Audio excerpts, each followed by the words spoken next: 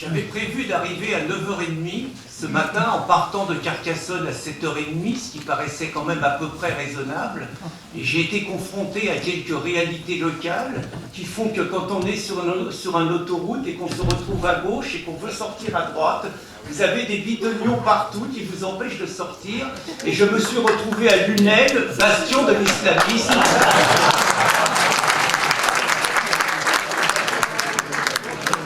J'ai entendu par mon ami Richard que le chauffeur de Hollande il était arrivé la même mésaventure. C'est peut-être une des dernières fois que j'imite quelqu'un de gauche. Mais donc je vais solliciter votre indulgence parce que je suis arrivé tout essoufflé à 10h15 avec mes paquets. Au lieu de 9h30, habituellement je me donne la dernière heure pour peaufiner un petit peu ce que je vais vous raconter. Et là j'ai pas eu le temps, donc je vais être obligé d'improviser davantage que d'habitude. Donc je sollicite l'indulgence de la salle. Alors je suis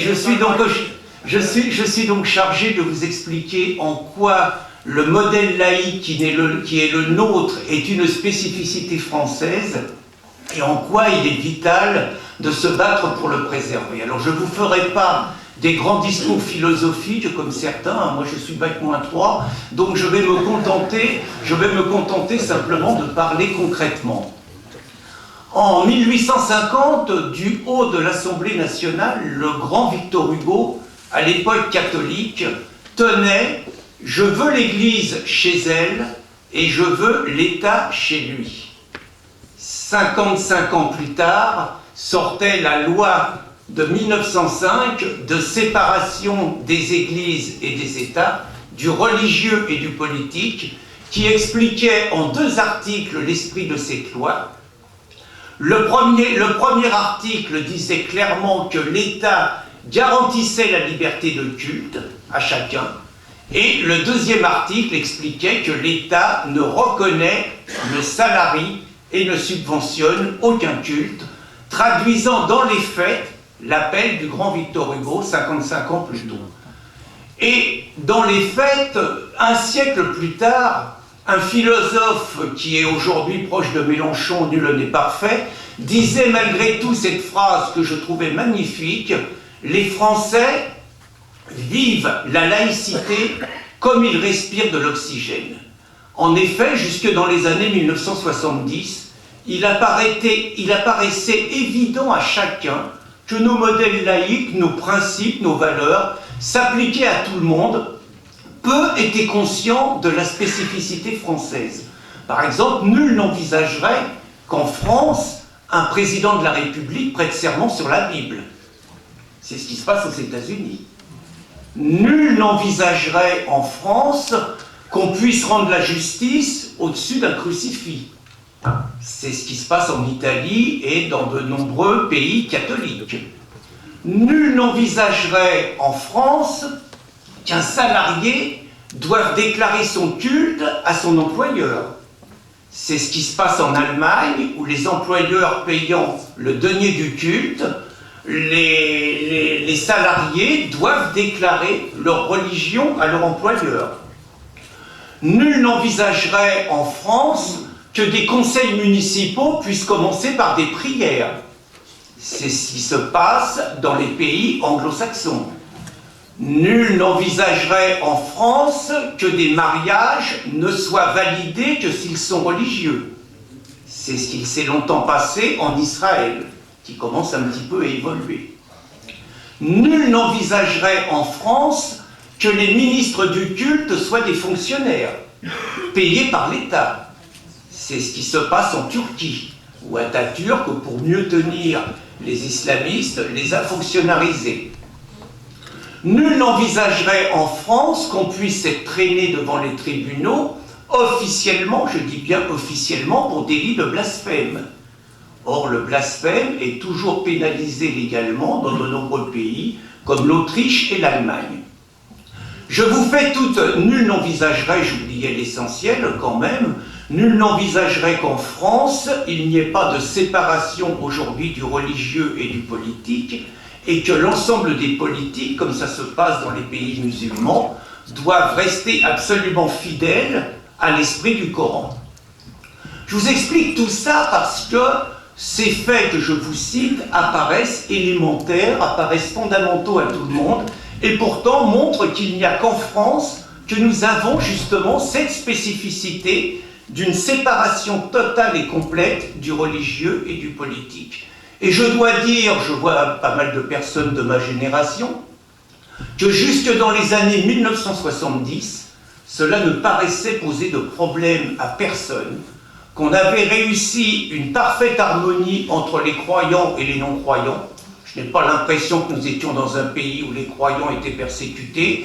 On n'était pas comme dans des périodes où on considérait qu'il fallait brûler les églises parce que c'était l'opium du peuple. Un équilibre parfait est arrivé. Et puis, dans les années 1980, on a commencé à voir des adjectifs derrière le mot laïcité. Le mot laïcité se suffit à lui-même, normalement. On est laïque, point. On a commencé à entendre parler de laïcité ouverte. Je ne savais pas que notre laïcité était fermée. On a commencé à parler d'une laïcité apaisée. Je ne savais pas qu'elle était guerrière. On a commencé à parler d'une laïcité modérée. Je ne savais pas qu'elle était excessive. Et on a vu un petit peu toutes ces avancées dans un esprit des accommodements raisonnables, ce que nos amis canadiens appellent ainsi. Et les accommodements raisonnables étaient destinés à faire de la place à ce que nous appelions, ou à ce qu'ils appelaient la deuxième religion de France, l'islam. Et les accommodements raisonnables ont commencé. Nous avons vu, dans les années 1980, dans les usines automobiles, Eric avait la gentillesse de rappeler mon passé de cégétiste, nous avons vu dans les usines automobiles des organisations syndicales militer pour l'installation de salles de prière dans les usines automobiles, que ce soit chez Citroën, à Renault-Flin.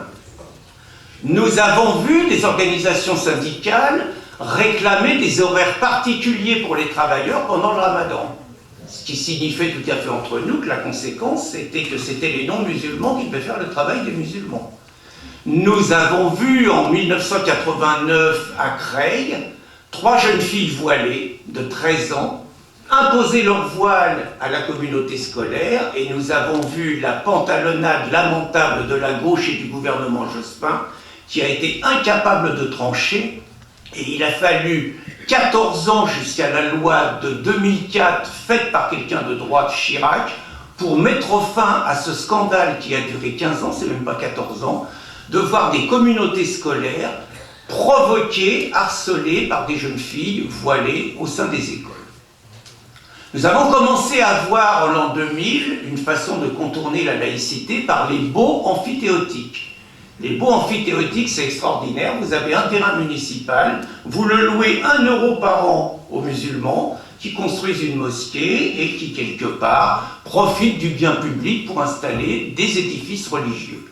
Nous avons vu dans les écoles le rapport Aubin, notamment en 2004, mais aussi les travaux de Georges Bensoussan, qui nous signalaient que de plus en plus de demandes de non-mixité avaient lieu de la part de jeunes femmes musulmanes qui refusaient d'aller à la piscine, qui refusaient de suivre des cours en compagnie des jeunes garçons. Et nous avons vu également des difficultés des enseignants à évoquer devant certains élèves la Shoah. Nous avons vu dans les écoles des demandes de menus de substitution. Nous avons vu dans les entreprises tenues par des organisations syndicales où il y avait une forte communauté musulmane, nous avons vu dans les cantines d'entreprise imposer de plus en plus le halal. Nous avons donc vu énormément d'entorses. Je pourrais vous parler des hôpitaux où nous avons vu des maris paisibles, musulmans modérés, expliquer que leurs femmes ne pouvaient pas être vues par un homme, et quand ils n'avaient pas satisfaction, il pouvait arriver que les médecins subissent quelques violences physiques. Alors quand on décrit tout ça, et que nous sommes dans des banquets républicains, il nous arrive assez souvent, nous autres les laïcs, de nous faire agresser au début de repas par des catholiques parfois un petit peu énervés avec les yeux hors de la tête et qui nous disent « Tout ça c'est de votre faute les laïcs, s'il n'y avait pas eu 1905 et si la France était toujours catholique, on n'en serait pas là. » Vraie question. il nous arrive de leur faire remarquer tout simplement, nous qui avons organisé les assises internationales contre l'islamisation de nos pays, nous avons recueilli lors de ces assises le témoignage de personnes venant de 12 pays, qui n'avaient pas tous la loi de 1905, dont certaines étaient des monarchies et pas des républiques. Et le constat que nous avons fait à ce moment-là, c'est que ce que nous constatons en France arrive dans l'ensemble des pays où la communauté musulmane se sent suffisamment nombreuse, suffisamment organisée, suffisamment conquérante pour imposer quelque part ses lois au pays d'accueil. Alors maintenant, la vraie question, la laïcité est-elle compatible avec la présence de l'islam en France? Vous entendez très souvent les laïcs de gauche, qui n'ont toujours pas bien compris les choses, vous raconter qu'il y a 3 monothéismes, que nous n'avons pas à faire la différence et que l'islam est une religion comme les autres, que les catholiques ont eu l'Inquisition, que l'islam a 6 siècles de retard et qu'il faut donner à l'islam la possibilité d'être une religion comme les autres et de se comporter ainsi. J'ose le dire, ceux-là sont soit des imbéciles, soit des idiots utiles, soit des traîtres. Parce que les choses sont claires, considérer l'islam comme une religion est un piège mortel pour nous autres, parce que les conséquences sont terribles. Si on considère que l'islam est une religion, il n'y a aucun problème, ils doivent construire des mosquées. Et ça veut dire qu'on considère que les mosquées, c'est comme nos églises. Et qu'on considère que quand Erdogan dit que les mosquées sont les casernes des musulmans, c'est pas vrai. Si on considère que l'islam est une religion comme les autres, on doit accepter des écoles confessionnelles. Des écoles confessionnelles où, je vous rappelle, dès l'âge de 5 ans, les petits musulmans sont façonnés, structurés, à respecter parfaitement les textes du Coran qui, entre autres, appellent juste à tuer tous les infidèles, ce que beaucoup mettent en application. Donc, considérer l'islam comme une religion est un piège mortel, y compris pour notre société, y compris pour notre civilisation. À partir de là, qu'est-ce qu'on fait de l'islam? Vraie question.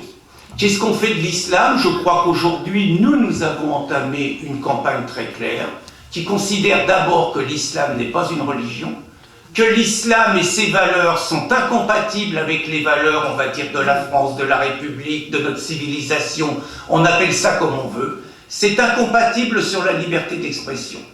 C'est incompatible sur la séparation du religieux et du politique. C'est incompatible sur la liberté de conscience. Vous êtes musulman, vous n'avez pas le droit de changer de religion, vous êtes condamné à mort. C'est incompatible sur notre rapport entre les hommes et les femmes. C'est incompatible sur le rapport avec les autres religions. Il n'y a pas de cohabitation possible avec les autres religions. L'islam, par nature, se cache derrière un projet religieux pour développer une vision totalement totalitaire, brutale, sanguinaire, comme ils le font depuis 14 siècles, partout où le rapport de force le leur permet.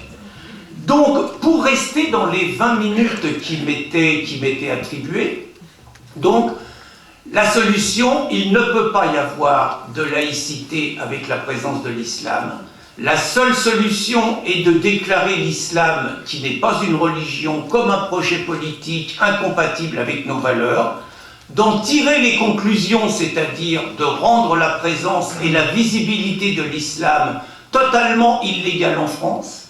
D'en tirer les conclusions, c'est de fermer toutes les mosquées qui sont des lieux de propagation et pas seulement les mosquées salafistes, d'en tirer les conclusions et d'interdire toute visibilité, que ce soit le voile, que ce soit le kami ou la djellaba, qui sont juste l'uniforme de l'occupant, appelons-le comme ça, dans une période de guerre. Et quand on est en période de guerre, en général, on ne laisse pas l'occupant, on ne laisse pas l'ennemi afficher son uniforme sur notre territoire. De fermer l'ensemble des boucheries halal, qui, outre la brutalité, la violence et l'illégalité de l'abattage rituel, servent également à alimenter la cause, y compris le terrorisme, et donc de prendre les dispositions nécessaires pour que les soldats d'Allah qui sont sur notre territoire pour nous islamiser, je rappelle quand même qu'une enquête de l'Institut Montaigne signalaient qu'ils n'avaient vu, eux, que 4 millions de musulmans. Mais même sur 4 millions de musulmans, gardons leurs chiffres. Ils n'avaient vu que 4 millions de musulmans, ils nous expliquaient que 29% des musulmans mettaient les lois de la charia avant les lois de la France. Et ils expliquaient de manière beaucoup plus préoccupante que 50% des moins de 25 ans étaient dans cet état d'esprit. Bien évidemment, notre pays ne peut pas garder sur son territoire des combattants de la 5e colonne qui sont ouvertement là pour que notre pays devienne terre d'islam, ce en quoi ils se comportent d'ailleurs en parfaits musulmans, puisque les textes sacrés le leur demandent. Et donc, pour conclure, je dirais qu'il ne peut pas y avoir de spécificité française, de laïcité à la française, avec l'existence de l'islam et de ses soldats en France, et il ne pourra pas y avoir d'enracinement avec la présence des adeptes de la charia. Je vous remercie.